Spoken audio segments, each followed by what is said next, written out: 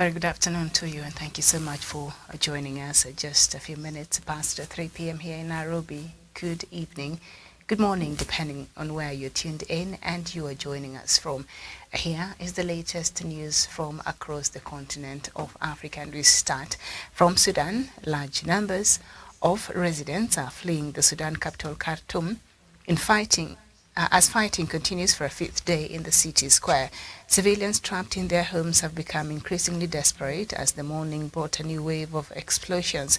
Fighters of the paramilitary Rapid Support Forces (RSF) were seen driving around the streets in armored vehicles and pickup trucks as army jets overhead fired missiles at RSF targets. Eyewitnesses said the streets around the Defense Ministry and airport were littered with bodies. Foreign embassies and the UN are planning operations to evacuate their own staff. The UN says about 200 people are confirmed dead. Aid agency compounds have been overrun by fighters. The leaders of Kenya, Djibouti and South Sudan have put on hold their attempt to get into Sudan to try to mediate between the rival generals whose forces are battling for control. And still staying with Sudan, and the head of the Russia's mercenary Wagner group, Yevgeny Prigozhin, has said that the private military company has not had a presence in Sudan for more than 2 years. He was replying to a journalist for the French-language magazine Jeune Afrique, who asked whether Wagner Group was supporting the Sudanese paramilitary group, the Rapid Support Forces, in the ongoing clashes with the military. And still staying with Sudan, in the streets of Khartoum, the war for power is between the two generals. But in reality, many more players are involved as the two sides have woven a network of political, economic and diplomatic allies and enemies in a region in turmoil now. Sudan has long been courted for its resources and strategic location on the Red Sea. Today, the Russians, the Emiratis, have a firm grip on the ports and above all the gold-rich subsoil, largely held, according to experts, by the paramilitary Rapid Support Forces (RSF). Their boss Mohammed Hamdan Dagalo, known as Hemeti, has been at war with the army commander Abdel Fattah al-Burhan since Saturday. At the time of the 2021 push, the two men had joined forces to oust the civilians from power, but for decades they have each and their own allies and sources of income. On the Hemedi side, gold, Sudan. On the Hemedi side, it was gold, and Sudan is the third largest producer of gold in Africa. Is one of them. This manner feeds Wagner Russian mercenaries. Washington accuses, but also the Emiratis, the first buyers of Sudanese gold. So what also could be at the center of this conflict in Sudan is its wealth. And so now the allies and enemies are struggling to see which side they're going to choose in this conflict in Sudan. All right, so before I bring us the latest on that, let me just go through some other news items and then we'll come back to Sudan. And with more than 41 million people at risk during the lean season this year, food insecurity situation is becoming alarming in West and Central Africa. This is according to the World Bank, which also estimates in a new report published on the 12th of April that 29 people are currently dependent on emergency food aid. The financial institution blamed a high incidence of malnutrition in the region on fragility and conflict, high levels of poverty, accelerating climate change, low agriculture productivity and environmental degradation. The latest warning on food insecurity is also echoed by the United Nations Food Agency, the World Food Programme, which estimates its figures as many as 48 million people across Western and Central Africa as efforts to contain inflation contribute to food shortages. And to address this, the World Bank, on its part, says it has adopted a regional approach to building food system resilience, notably by relocating funds from ongoing operations triggering the emergency response component, mobilizing emergency response funds from the International Development Association's Special Crisis Response Financing window, and working with humanitarian actors to monitor food insecurity and design food security preparedness plans. The $766 million West African Food System Resilience Program is expected to benefit over 4 million people across the region. It aims to increase agricultural productivity through the adoption of climate-smart technologies, promote inter-regional food value chains, and develop agricultural risk management capacity within the region. And South Sudan and the United Nations Children's Fund, UNICEF, on Tuesday launched a nationwide campaign aimed at improving the livelihoods of teachers in order to prevent them from school absention. South Sudan's Ministry of General Education and Instruction, the European Union, the African Development Bank, and the Global Partnership for Education said in a joint statement in the South Sudan capital of Juba that the campaign aims to address the challenges teachers face by improving their livelihoods and the overall quality of education of the future of children in the East African country. UNICEF acting representative for South Sudan, Eric Alain Ategbo, said teachers support the all-round development of children and their contribution to the education system is invaluable. He said the campaign will also focus on fostering a supportive environment for teachers by promoting their professional development and career growth and enhancing teacher motivation. The UNICEF estimates more than 2.8 million children, that is over 70% of the children in South Sudan, are out of school due to poverty, conflicts and child marriages, with girls forming the largest number of out-of-school children in South Sudan, partly due to cultural and religious views. It disclosed that some of the out-of-school children are living in pastoral communities, moving with their cattle and not able to attend regular classes.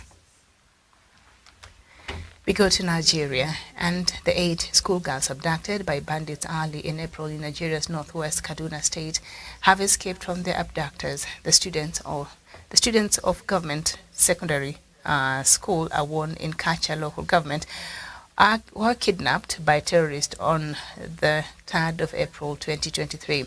Mr. Samuel Aruwan, the Kaduna Commissioner for Internal Security and Home Affairs, said on Tuesday that the students escaped from a thick forest around the Kaduna-Niger interstate boundaries. He explained that the students who are currently in safe custody walked for days before arriving at an undisclosed location where they were housed. He added that Governor Nasir El-Rufai of Kaduna State liaised with the Nigerian army to evacuate the students to Kaduna metropolis. So they liaised with the Nigerian army to evacuate the students after they had escaped from the forest. Why could they not have liaised to go looking after these students who had been abducted? How things work in Nigeria is quite perplexing. Let's just move on to Tunisia now. And the detained Tunisian opposition leader Rachid Ghannouchi was transferred to a hospital on Tuesday, a day after his home and party headquarters were searched by the police. Najib Chebi, speaking to the Associated Press, said that neither he nor other lawyers, that is Ghannouchi's lawyer, know the reason for Ghannouchi's transfer to the La Marsa hospital or his condition. Ghannouchi, head of the Ennahda party, is 82 years old. Chebi is the president of the National Salvation Front coalition, of which Ennahda is a member. Ghannouchi is the most prominent critic of President Kais Saied. He has been detained for questioning a number of times in the past, but the circumstances of his latest detention suggested that at this time was more serious. He served as a Speaker of Tunisia's parliament until Saied dissolved the body last July and seized more excessive powers in the North African country, a move that Ghannouchi and other opponents call a coup. Police entered Ghannouchi's house on Monday night for a lengthy search and brought him to the El Oni jail in the east of the capital during a news conference. Shortly thereafter, and other officials said 3 other leaders of the moderate Islamist party had been arrested. Police evacuated and searched the party headquarters. Police also surrounded the office of the National Salvation Front, stopping party officials from holding a news conference on the circumstances surrounding Ghannouchi's detention. Very well. We go to Mali now, and the United Nations mission in Mali said in its social networks that its two peacekeepers were wounded on Tuesday by a mine explosion in central Mali. UNMISS did not specify the nationality of the soldiers on Friday. Another peacekeeper was seriously injured when his vehicle hit a mine near the town of Dontenza. The targeted vehicles, part of a logistics convoy coming from Timbuktu. Mines and improvised explosive devices, IEDs, are of the weapons of choice for jihadists who have been operating in the country since 2012. Since the beginning of 2023, MINUSMA has been the target of 9 attacks, killing 3 Senegalese peacekeepers and injuring 5. Along with Malian forces, MINUSMA is one of the main targets of jihadists who aim at the foreign presence and symbols of the state. MINUSMA, with about 12,000 troops deployed in Mali, is the UN mission with the most casualties in the world in recent years. Since its creation in 2013, 185 of its members have died in hostile acts. We go to Libya. And the Libyans face a historic opportunity to overcome the crisis in which their country have been mired since 2011. The UN envoy to Libya said on Tuesday, still hoping for elections to be held this year.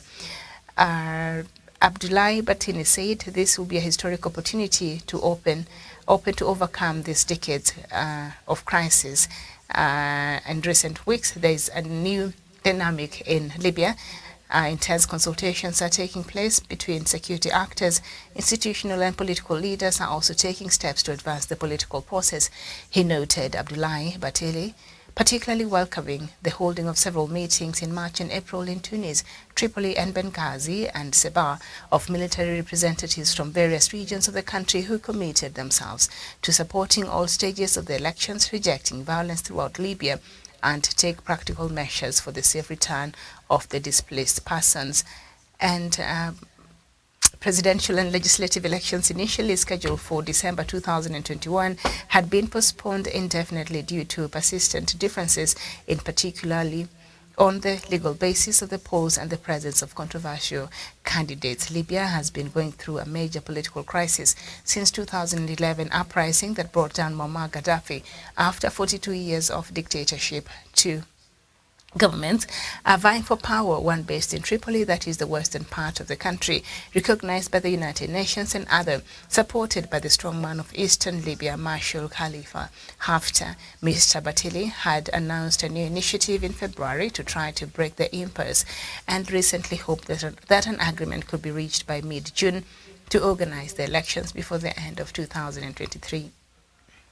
I don't know if an election will be a solution to Libya's problem or is the smart thing to do right now, but I digress. Let's head over to Mozambique. Mozambique has asked the World Health Organization to supply an additional 2 million doses of cholera vaccine as the country struggles to control a spreading outbreak. The head of the Department of National Health Surveillance at the Ministry of Health, Domingos Guhule, told Voice of Africa that the government awaits the World Health Organization's response to the cholera vaccine request, admitting difficulties due to the high global demand for the vaccines. The official said the intent is to vaccinate the population in high-risk areas, such as the northern province of Nampula and Zambezia. In the central part of the country, both provinces were hit hard by Cyclone Freddy, which tore across Mozambique twice inside 2 weeks last month. All 5 provinces impacted by Freddy on its first and second passes have witnessed cholera outbreaks. And in addition to the risk of cholera, the government is concerned about a potential increase in cases of other waterborne diseases such as dysentery.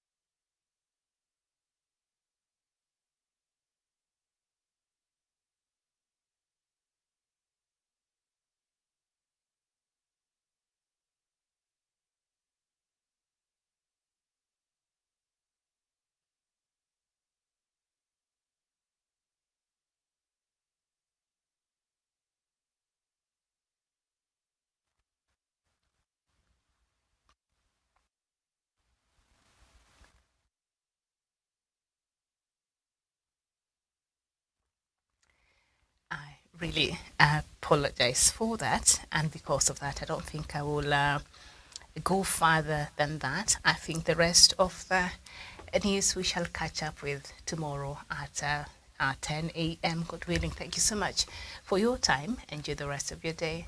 Bye.